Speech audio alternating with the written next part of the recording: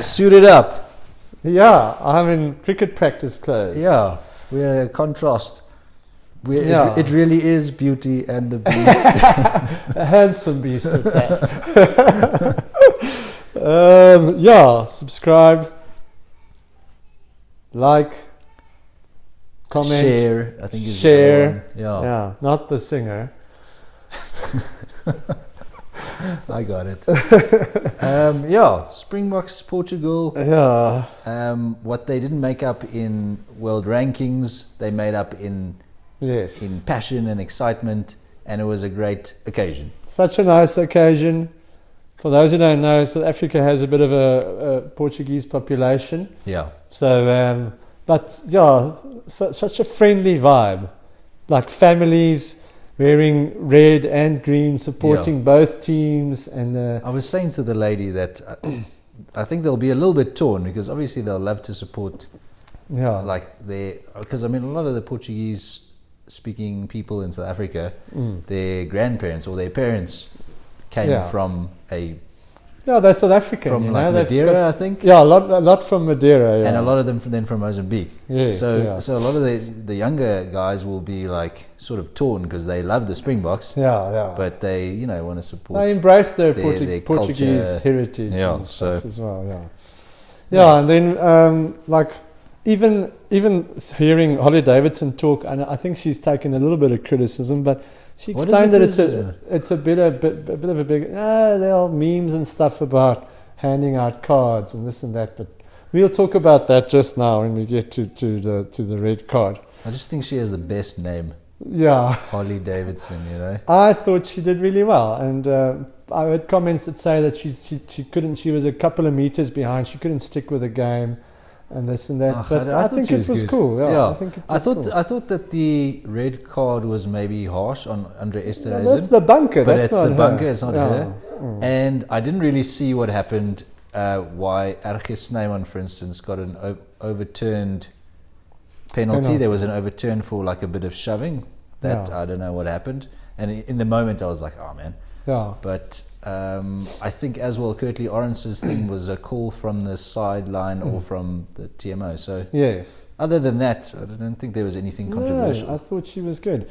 Look, it was early on in the game, so we might as well discuss the tackle. Yes. When I saw it live, I thought, it's a little bit risky to go in that hard without actually dropping your head and putting in a proper shoulder tackle. And he could have. It was there. I mean, he could easily He could have, because the guy was blindsided, sort of. You could have really... It would have been actually a bigger impact of a tackle if he did drop his shoulder and put proper shoulder behind it.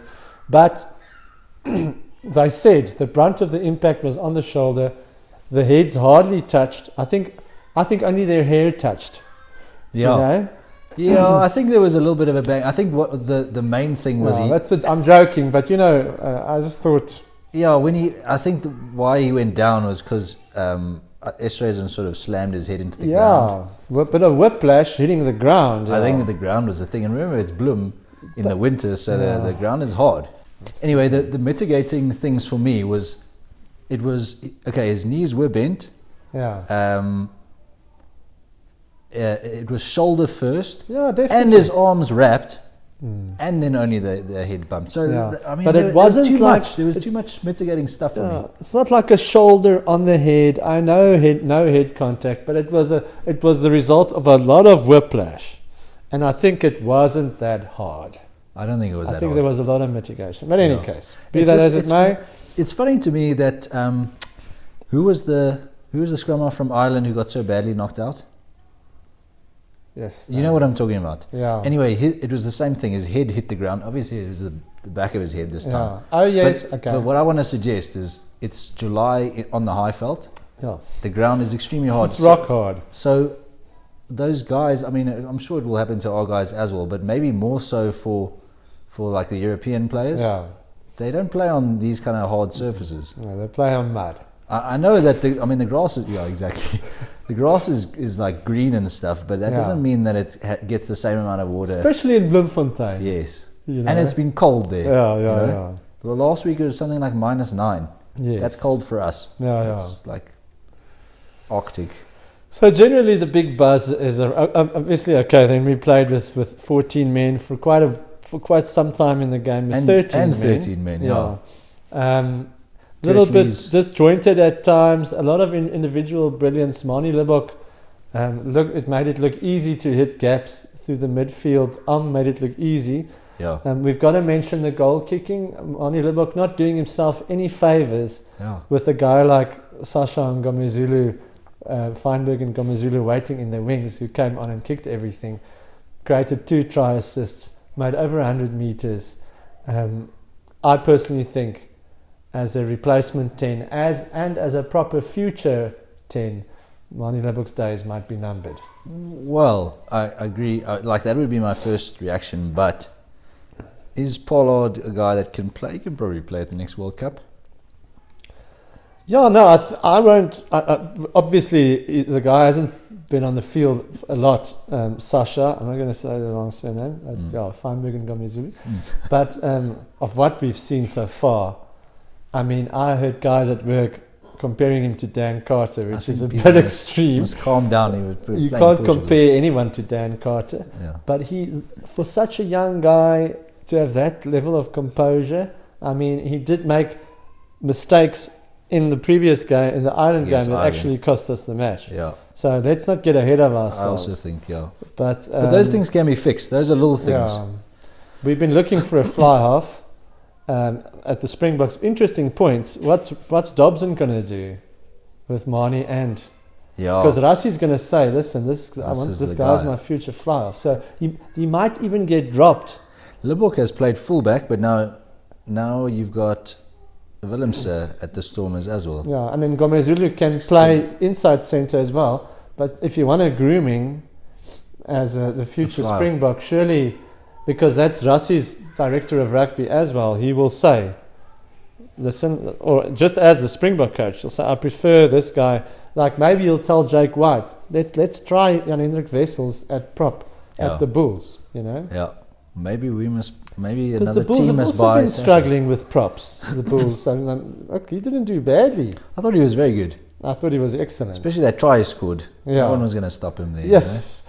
You know? Just that pure, the pace, the hardness he hit the line with as soon as he got the ball. Yeah. I mean, for a young guy, he just looked really good. I must, I don't know, I'm probably just biased, but I thought that all the Bulls players, I was getting annoyed with Ivan Roos. I was getting anti-Stormers in that thing. It's probably Ivan's worst performance in a Springbok jersey. Yeah. Just again, what we've said, he's very good at certain things, but for me, just a little bit one-dimensional. Yeah. He does not, when he gets the ball, he tucks it. He does not look to put other players, and when he does it, it's not natural. He does it at the wrong time. He throws the ball away. He loses possession of the ball. Yeah, Portugal's first try. Exactly. That was a shocker. Yes. That was all him, running away from support, losing the ball at the worst moment. It's completely the wrong time. Yeah, when you're on the So attack. I'm hoping, and speaking of Ivan Roos now, we saw Ruan Venter come on. Yes, also very good. I don't know if he's like an eighth man, but what I He's want more to of suggest a is... seventh flanker, but I'm sure he can play. He's got the physique to play it. I don't think we need to persist with Ivan Roos. And yes, I know there are people that love Ivan Roos. Cameron Hanekom injured, waiting in the wings.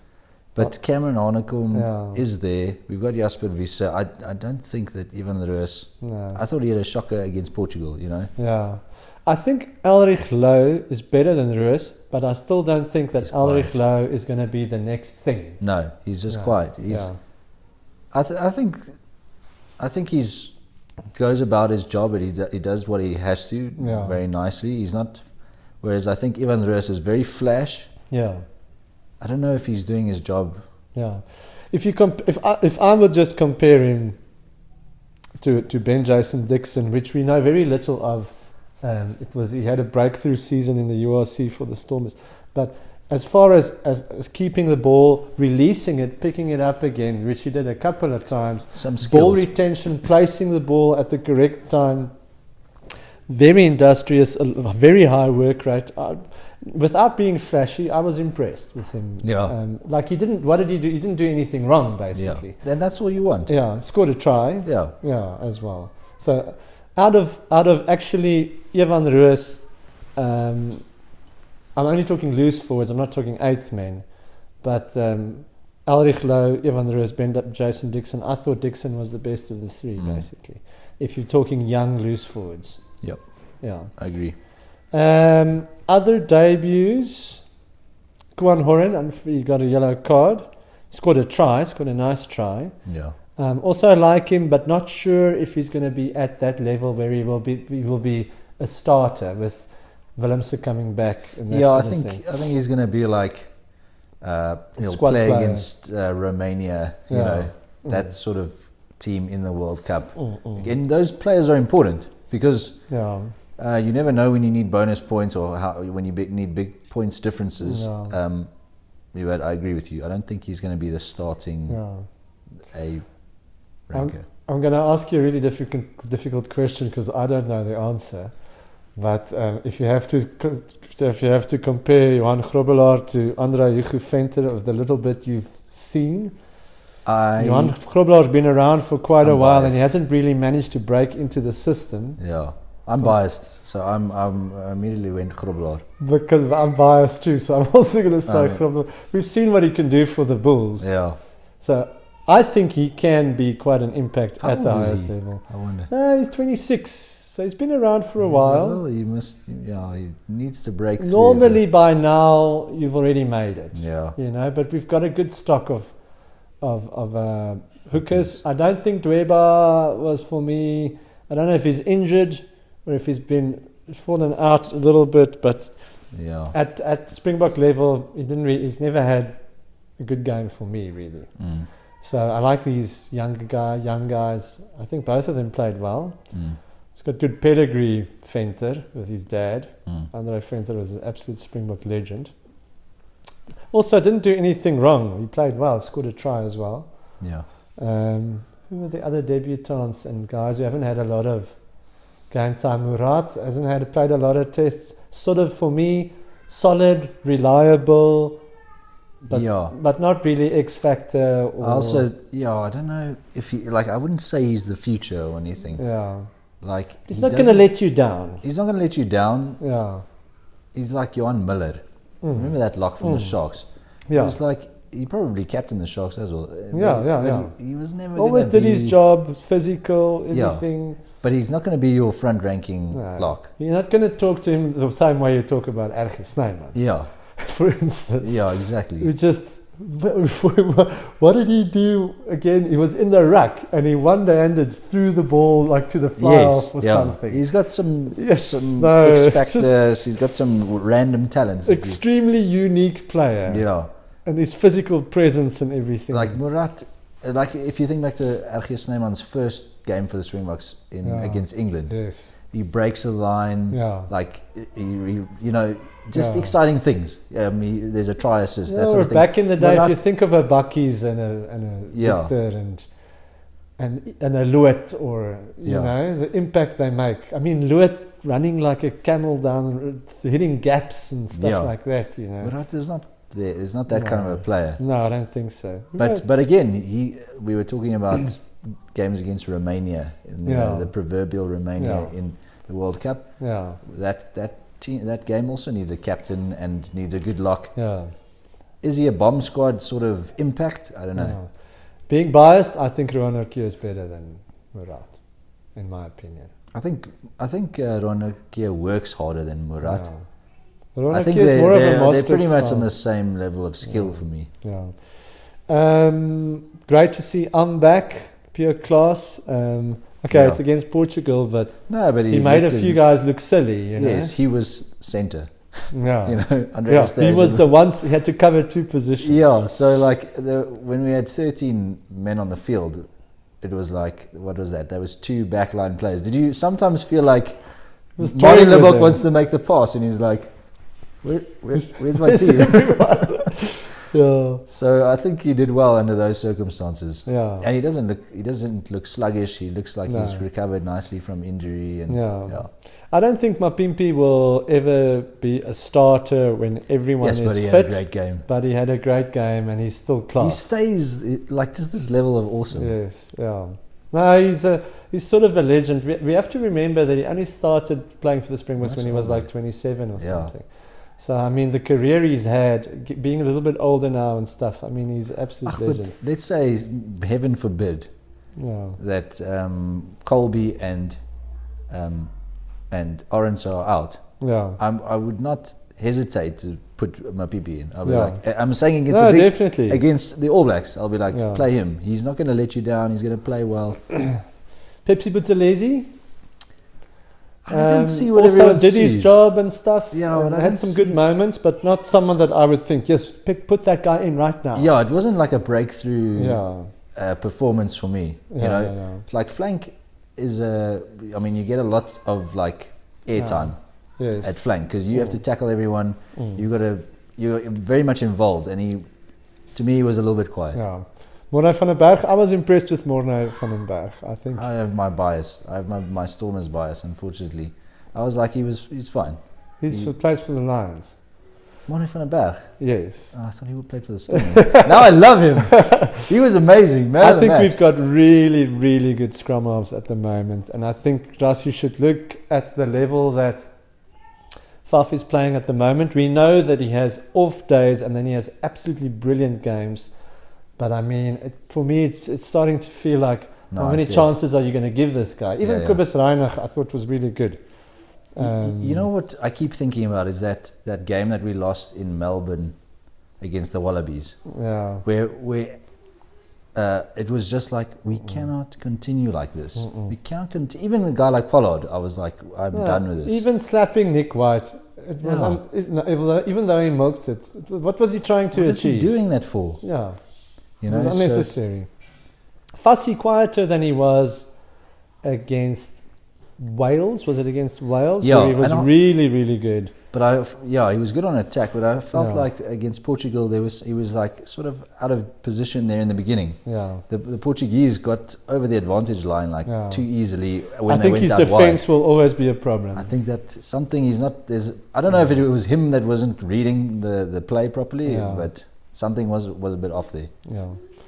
I think we've covered basically all the players that played, Did Portugal play? Oh, yeah, they did. Portugal, I was really impressed. They scored 3 tries. Their fullback, I thought, is very good. Yeah. I don't remember his name, but it was an early replacement, like a stocky winger. I think he scored 2 of the tries. It was really good as well. Yeah. We don't know their players. We don't know their players. But we love them. Yeah. Yeah, it was amazing. I was a huge Portugal fan in the World Cup. Yeah, of course. I wanted them to beat Georgia. And I like their style of play. They got the ball wide early with a few clever runarounds. And it looked like they were going to score early on, and they did. To score 3 tries against the Springboks, I mean... Yeah, which are renowned for their defence, even against less players. Yeah. With 1 red and 2 yellows. Yeah. It doesn't matter. 3 yellows, 2 yellows, can't remember. Doesn't matter. They were proper tries. Yeah, definitely. No, I really liked it. I thought it was a nice occasion.